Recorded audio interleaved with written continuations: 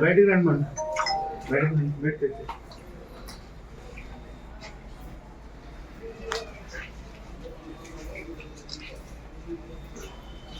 దానికి నేను ఫోటో తీస్తున్నాను కదా అది పంపి క్లోజ్ చేయాలి అది గుద్దగా అవుతుంది